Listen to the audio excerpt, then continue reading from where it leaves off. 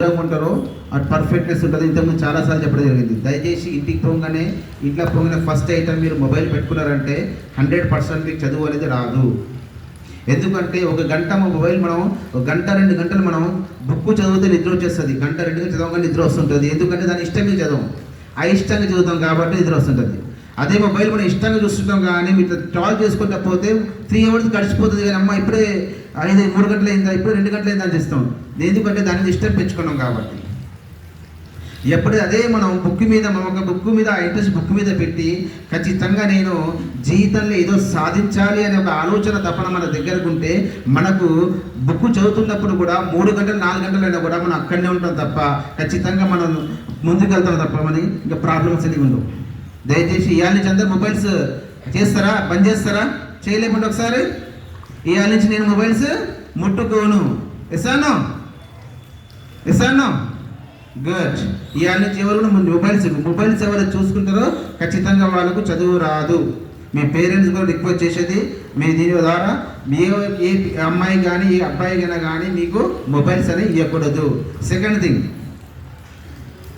మనం ఆటిట్యూడ్ అనేది పర్ఫెక్ట్ ఉండాలి. మన ఆటిట్యూడ్ అంటే మీకు తెలుసు, ఆటిట్యూడ్ అన్నా కూడా 100% అనమాట. ఏటీటీ ఐటీయు డిఈ, దీన్ని ఏని 1, ఆ సంఖ్యలు 1 అండ్ బిని 2 సిని 3 అని ఇట్లా చేసుకుంటూ పోతే అది 100% అని వస్తుంది. మీరు చూసారు 100% అని వస్తుంది ఆటిట్యూడ్ని.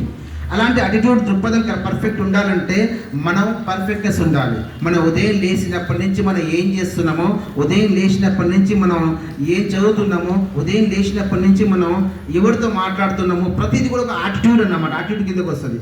ఎలా అంటే మనం ఉదయం లేస్తున్నాం, ఎన్నింటికి లేస్తున్నాం అంటే 5ంటికి లేస్తున్నావా? లేదు, మోస్ట్ ఆఫ్ దమ్ 7 o'clock లేస్తున్నావు. అంటే సకల దరిద్రానికి మూల కారణం ఏంటంటే 7ంటికి లేవడం. ఎవరైతే 5ంటికి లేస్తారో ఖచ్చితంగా అతను హిస్టరీ క్రియేట్ చేస్తారు, చరిత్రను సృష్టిస్తారు అన్నమాట. ఎవరైతే 5ంటికి లేస్తారో కాబట్టి 5ంటికి లేచి అలవాటు చేసుకోవాలి.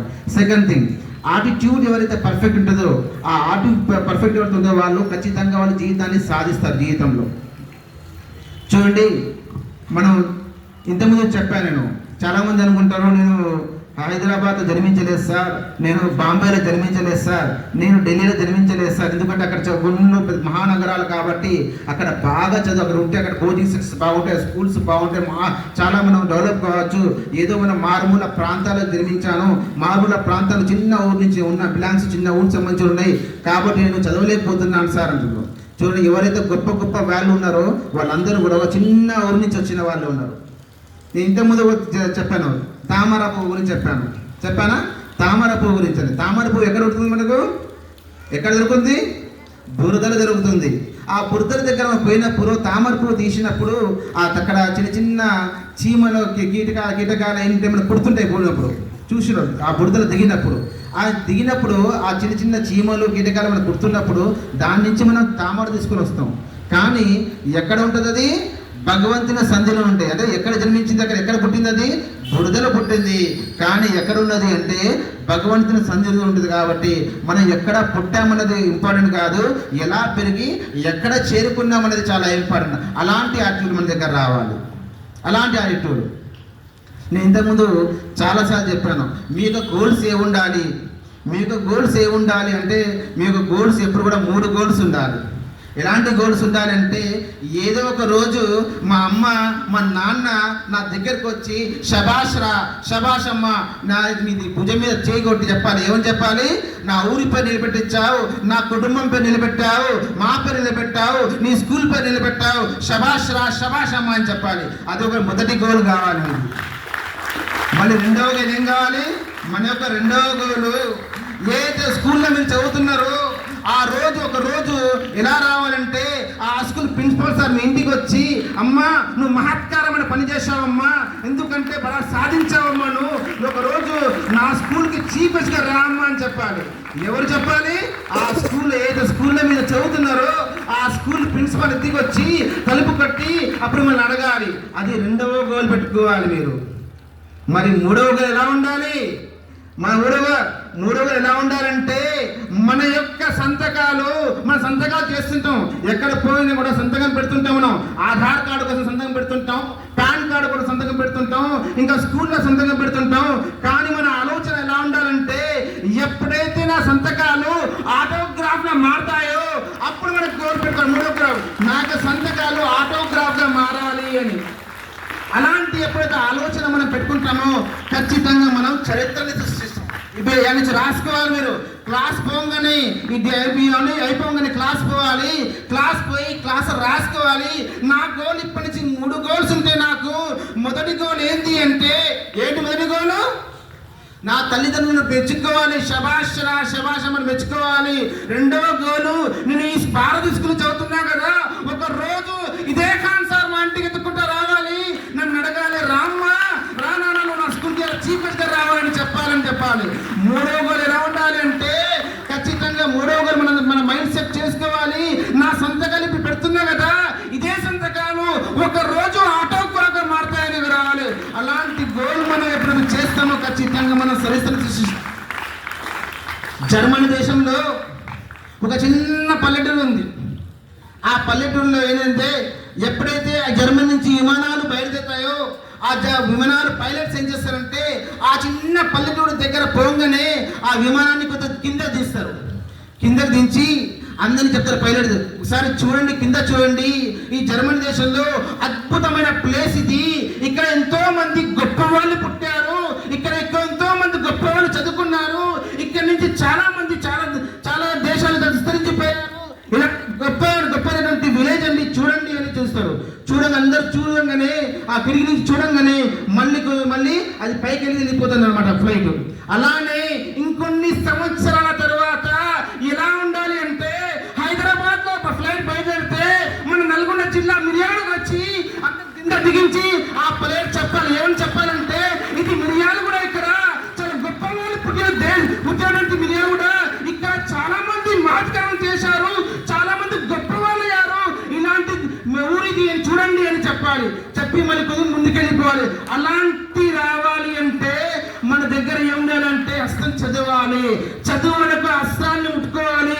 చదువు అనేటువంటి అస్త్రాన్ని ఎప్పుడైతే నమ్ముకుంటామో ఖచ్చితంగా మనం జయిస్తాం. మనం కానీ ఏం చేయాలి అంటే, మనకు యాటిట్యూడ్ మారాలి. ఎలాంటి యాటిట్యూడ్ మారాలి? మనం ప్రతి ఉదయం లేచినప్పటి నుంచి రాత్రి పనుకునేదాకా మనం చేసే పనులు మొత్తం యాటిట్యూడ్ పర్ఫెక్ట్గా ఉండాలి. ఎప్పుడైతే యాటిట్యూడ్గా మనం ఉంటామో ఖచ్చితంగా మనం చరిత్రని సృష్టిస్తాం. నేను చెప్పాను, ఇంతకుముందు కూడా చెప్పా, మైకేల్ ఫిలిక్స్ గురించి చెప్పా, మొన్న కూడా 10th క్లాస్ గురించి చెప్పా. ఎందుకంటే ఎగ్జామ్ దగ్గరకు వస్తున్నాయి సార్, నాకు భయం అవుతున్నది, ఏమవుతుంది ఎగ్జాము అంటే, భయం ఎవరు పడాలి భయం? ఎవరైతే చదవడు భయపడతాడు. కానీ భారత క్వశ్చన్ భయపడతాడా? ఎవరిని భయపడిస్తాడు? పేపర్ని భయపెట్టియాలి. ఎగ్జామ్ లో కూర్చోగానే పేపర్ చెప్పాలి, అరే భారత స్కూల్ స్టూడెంట్స్ వచ్చారు, ఎగ్జామ్ లో కూర్చుంటారంటే ఒక్క పేజీ కూడా రాస్తారు అని ఎగ్జామ్ భయపడాలి. అలాంటి స్టేజ్ రావాలి. చూడండి, మైకేల్ ఫిలిప్స్ గొప్ప స్విమ్మర్. అతను ఎన్నో గోల్డ్ మెడల్ సాధించాడు. అయితే బీజింగ్ లో జరిగినటువంటి గోల్డ్ మెడల్ కి, బీజింగ్ జరిగినటువంటి దానికి 2008 సంవత్సరం ఆ బీజింగ్ లో 7th మెడల్ పోవాలి. అప్పుడు ఏం జరిగిందంటే, ఒక రోజు వర్షం వస్తున్నది రాత్రి. ఆ వర్షంలో కారు వెళ్తున్నాడు, కారు దిగిండు, కారు దిగి కొద్ది ముందర పోగానే కాలు జారి కింద పడ్డాడు. వర్షానికి కింద పడక తనకు మణికట్టుకు దెబ్బ తగిలింది. మణికట్టుకు దెబ్బ తగిలి ఆ డాక్టర్ దగ్గర పోతే కట్టు కట్టేసి డాక్టర్లు ఏం చెప్పారంటే, 3 నెలలు ఖచ్చితంగా మీరు రెస్ట్ తీసుకోవాలి, స్విమ్మింగ్ చేయకూడదు అని. ఎంత పెద్ద సంఘటన వచ్చింది చూడండి. ఒక గొప్ప స్విమ్మర్ని 3 నెలల్లో అతనికి స్విమ్మింగ్ ఉన్నది, కానీ డాక్టర్లు ఏం చెప్పారంటే, నువ్వు స్విమ్మింగ్ వెళ్ళకూడదు, రెస్ట్ తీసుకోవాలంటే. మనమైతే ఏం చేస్తాం? ఇంటి దగ్గర కూర్చొని ఫ్రూట్స్ తినుకుంటా, టీవీ చూసుకుంటా, ఎంజాయ్ చేసుకుంటా ఇంట్లో కూర్చుంటాం. కానీ మైకేల్ ఫిలిప్స్ అలా చేయలేదు. మైకేల్ ఫిలిప్స్ ఏం చేశాడు అంటే, 3 నెలలు నాకు ముందే నాకు జరిగింది కదా, అయినా కూడా నేను ఓడిపోయాను అని ఒక ప్రతిరోజు పోయి స్విమ్మింగ్ పూల్ మీద గట్టు మీద కూర్చొని తన కాల్ని లోపల ఆడించేవాడు కాల్ని. ప్రతిరోజు 2 కాళ్ళని ఆడించేందుకు కూర్చుంది. వెళ్ళి ఇలా రోజు అతను 12 నుంచి 15 నెలలు మార్నింగ్ నుంచి ఇందాక ఇదే పని చేసేవాడు. అలా 3 నెలలు గడిచిపోయింది. డాక్టర్లు కట్టు ఇప్పిన తర్వాత మళ్ళీ ప్రాక్టీస్ చేయడం మొదలుపెట్టాడు. మొదలుపెట్టిన తర్వాత మళ్ళీ స్విమ్మింగ్ గేమ్ వచ్చింది. స్విమ్మింగ్ పూల్ ఎప్పుడైతే వచ్చింది గేమ్ వచ్చింది స్టార్ట్ అయిందో అతను మొదటి గోల్, 2వ గోల్, 3వ గోల్, 4వ గోల్, 5వ గోల్, 6వ గోల్ అన్ని గెలుచుకుంటూ పోయాడు. ఎప్పుడైతే 7వ గోల్ దగ్గరకు వచ్చిందో అప్పుడు తన ప్రత్యర్థి నెక్ చేయడం మొదలు పెట్టారు. అప్పుడు దానికి 100 మీటర్ బటర్ఫ్లై స్ట్రోక్ అన్నాం.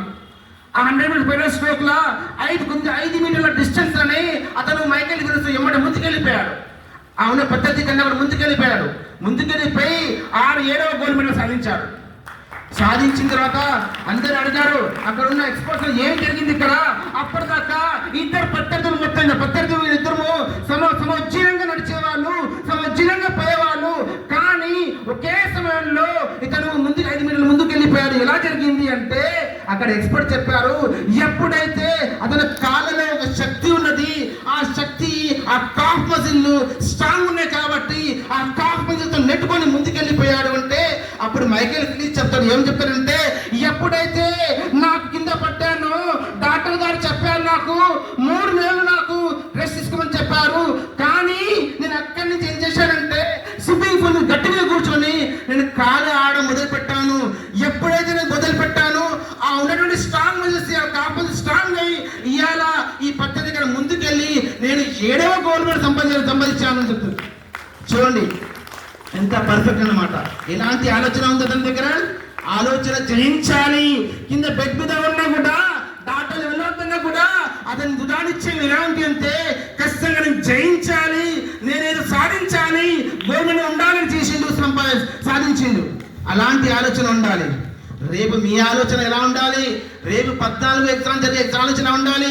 నేను ఎగ్జామ్లో కూర్చుంటున్నా కదా, ఎగ్జామ్లో ఎట్లా కూర్చుంటా అంటే ఏదో వస్తుందో పేపర్ ఖచ్చితంగా పేపర్ తూచా తప్పకుండా మొత్తం నింపుతాను, చదువుకుంటాను, రాత్రి 11 దాకా చదువుకుంటాను, మార్నింగ్ వెళ్ళేస్తాను, ఎగ్జామ్లో జయిస్తాను, 100కు 100 మార్కులు పెరిగి సంపాదిస్తాను అన్న ఆలోచన మీ దగ్గర వస్తే ఖచ్చితంగా మీ యొక్క ఆలోచన పాజిటివ్ తీసుకుంటే మీరు పాజిటివ్గా చేయగలుగుతారు.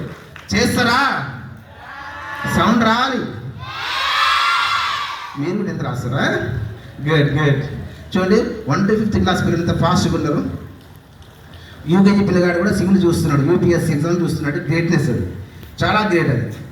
మన 10th class 9th class 6th ఎవరు చూడట్లేదు, రీల్స్లో పోతున్నాం మనం. కానీ రేపు ఏం చూడాలి?